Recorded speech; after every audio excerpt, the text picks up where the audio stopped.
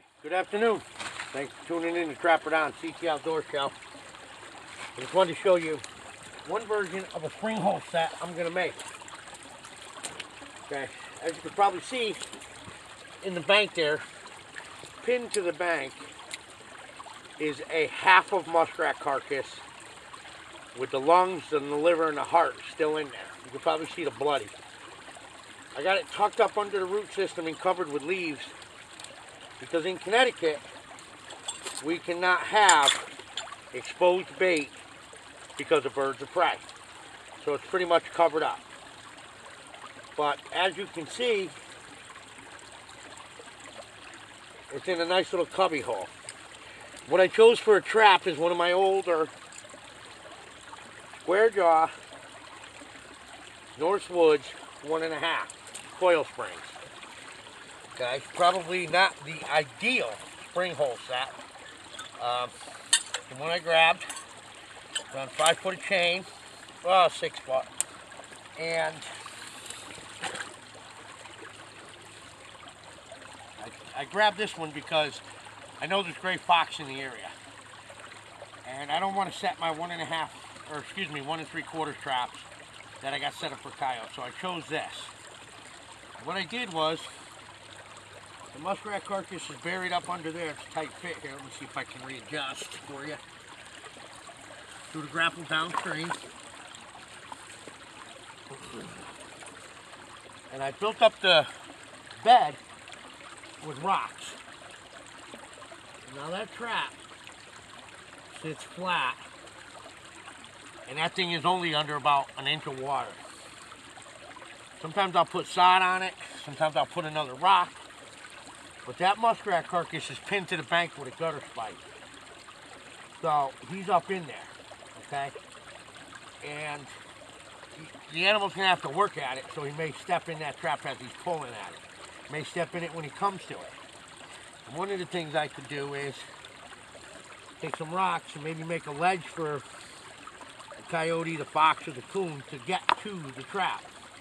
Move stuff out of the way. Now, this whole little area smells like bait. And that trap is right there with that bloody muskrat carcass. But a little incentive, I'm going to take some Cabins Predator Bait Plus. Grab a little old stick. Take a big old chunk of this. Whoop! Always watch out for that. Never fails, does it?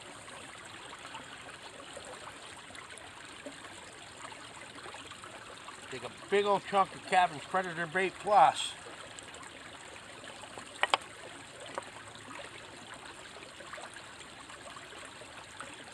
Just put that up. Now the whole area is going to smell up in there. Excuse me. Now I got the bloody muskrat carcass, the North Woods 1.5 coil spring, set on a nice bed of rocks, nice and level, won't tip, won't. Even made a little shelf for the animal to possibly step and then step into the trap.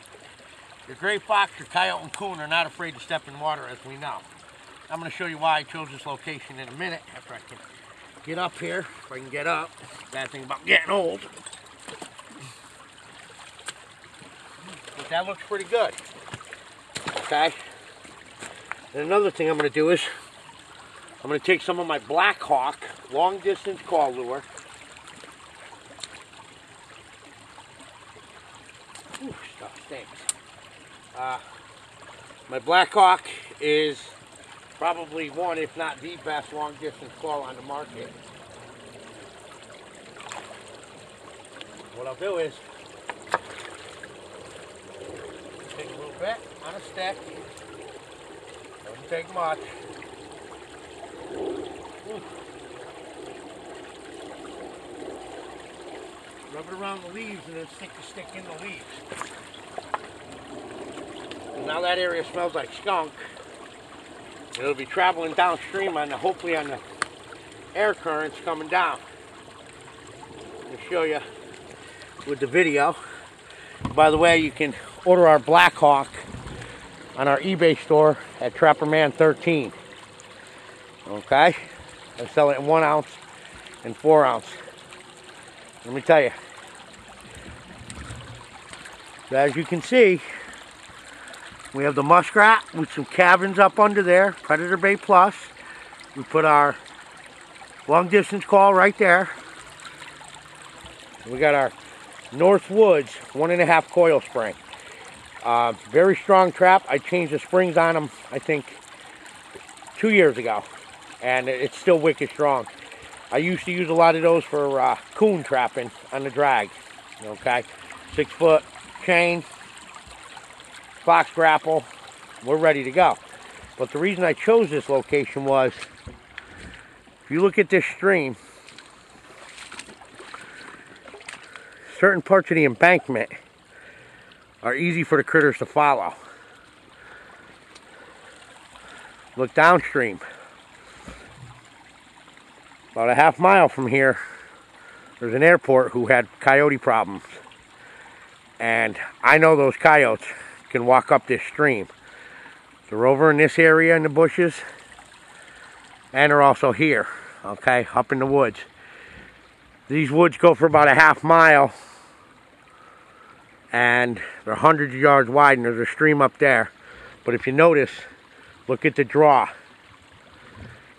Any coyote coming in will smell this, may come down this draw, or fox, okay? So there's plenty of places for these critters to travel to get to that, okay? As you can see. And again, there's many variations of a spring hole or water set, if you will. Plenty of different size traps you can use depending on your target animal. If I know it's just coyotes, I have Victor 1 3/4 set up. Number 2 Sleepy Creek double long springs are great trap.